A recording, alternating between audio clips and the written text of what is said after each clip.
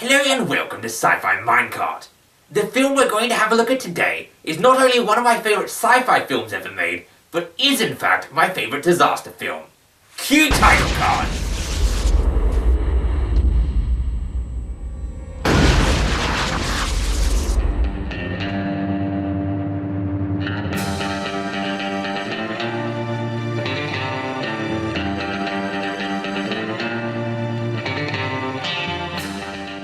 Independence Day is a 1996 sci-fi disaster film which manages to embody the best parts of both genres.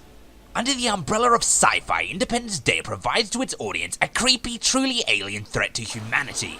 And like all movies, the film borrows from and is influenced by the culture and other movies that preceded it. Perhaps the most noticeable influences throughout the movie is Ridley Scott's Alien, which clearly inspired at least partly the look and feel of the alien race invading Earth. However, far from being rip-offs, the aliens that appear in Independence Day are of their own design.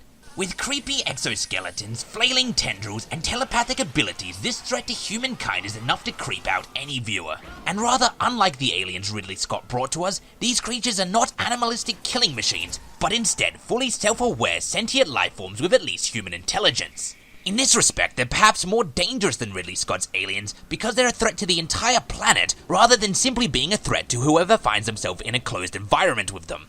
Their spacefaring nature is where Independence Day borrowed from culture. The world shown in the film is our world at the time of the film, and as such, the possibility of aliens in the film is nothing new. This means that unlike seemingly every zombie film in which for some reason the people within the films have never heard of zombies, when the aliens arrive in Independence Day, everyone recognizes them as aliens. The film perfectly takes advantage of the pop cultural awareness of aliens, both within the film and its audience. As such, the aliens' theatrical arrival to Earth is in fact not their first visit, and as the film goes on, we find out they're the same species that crash-landed in Roswell. And further, as is common in most disaster films, this movie showcases the apocalypse through the stories of several different characters, and once they finally meet up, they meet up in Area 51, with the climactic final battle scene being launched from there. The way that Independence Day seamlessly managed to tie these parts of existing alien mythos into the film made the movie much easier to accept. The film felt like a reality that could happen thanks to how well they tied this mythos in. The world being destroyed was easily acceptable as our own without much suspension of disbelief because it looked like ours and had a culture similar to ours, and thanks to them tying the aliens into the existing folklore of Area 51 and Roswell, we accepted the invading aliens as real because they already exist in our mythic history. Moving on to the disaster movie side of Independence Day, as I said at the start of this video, Independence Day is in fact my favourite disaster film. The reasons for this are quite simple. Up until the release of Independence Day, I had never seen such realistic destruction scenes on such a grand scale, and until this very day I have not seen them again. The destruction the aliens deal upon us is truly global, with the filmmakers making sure to take the time to show us the destruction in many different countries. Oh look!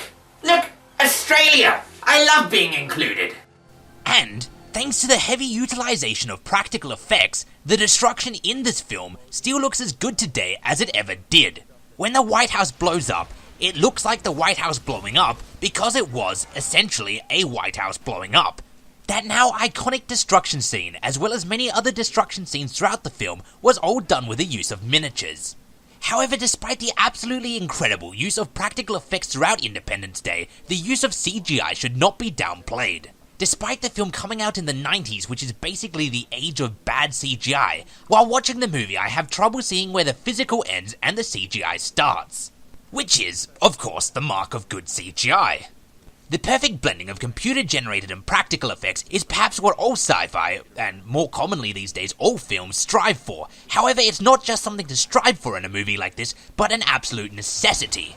Because of how effectively this was achieved throughout Independence Day, we can see alien lasers destroying cities, nuclear bombs detonating on force fields, and kick-ass dogfights.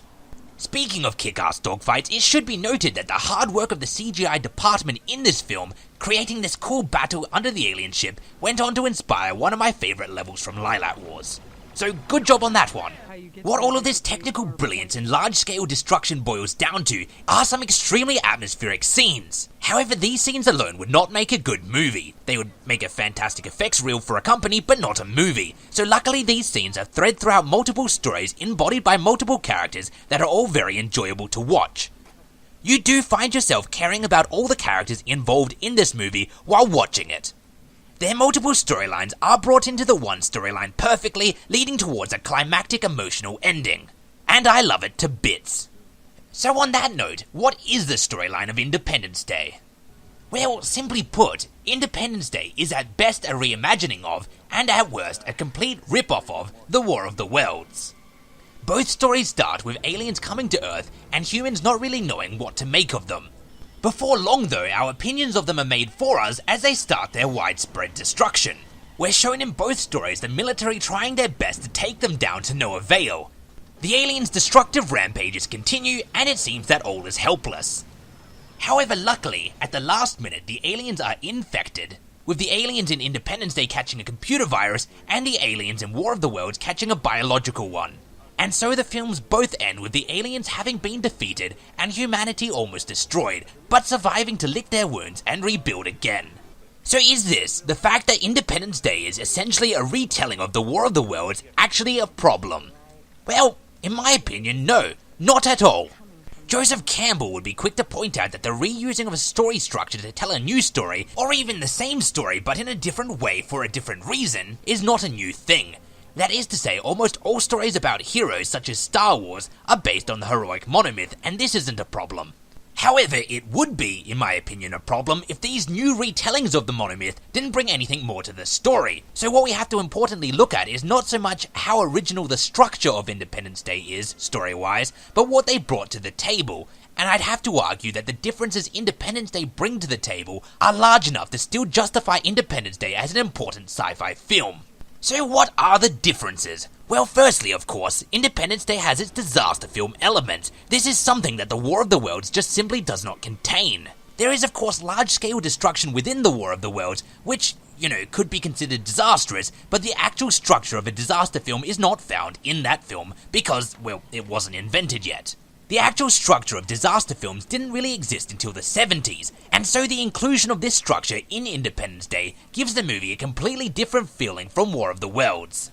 However, perhaps the most important difference between the two stories is the slightly different endings between the two of them that I rather facetiously simplified in my summaries of them.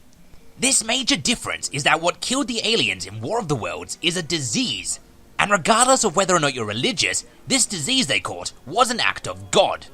Divine intervention was heavily implied in the defeat of the aliens in War of the Worlds. There's no real denying that. The aliens were rampaging, the heroes hid in a church, they prayed, and then almost instantly the aliens were struck down by something that the humans took no part in, a disease. Which is, by the way, something humans have been attributing to the gods since at least Homeric times.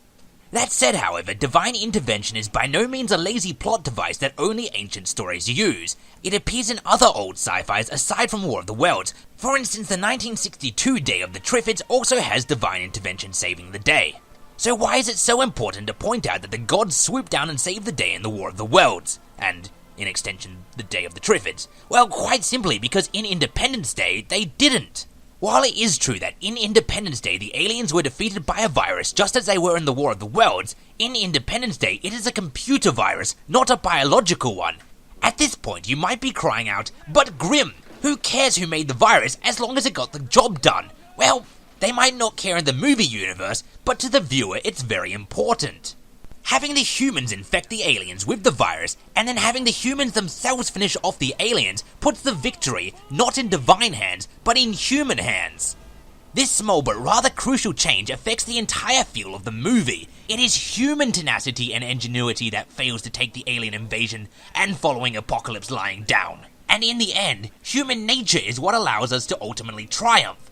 This means that the aliens' defeat in the film invokes in the audience a feeling of victory, as if their favourite football team has just hit the six that would win them Wimbledon. This is opposed to a victory through divine intervention, which instead gives the audience a sober reflection of religious province. Sort of like when they've just missed their favourite football team, hitting a six to win Wimbledon because they were in church on Sunday. Because of this, while Independence Day might be at best a reimagining of the War of the Worlds, it is an overall more satisfying film. So if you're looking for a fantastic sci-fi disaster movie that's going to make you feel good about being human without having actually to do anything, then Independence Day is definitely worth a watch.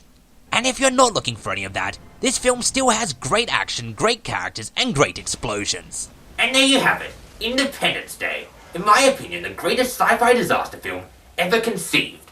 Although I've always been wondering, what happens next? What's the next chapter in humanity's survival in this universe? If only there was a sequel. Well, that looks sweet! Well, until next time, thanks for watching. I have been, and still am, Grim Grindle, and I'm off to see a movie.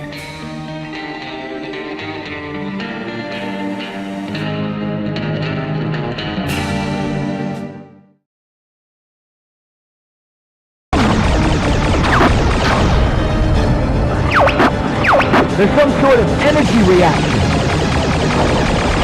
The core has appeared. Stand by to attack.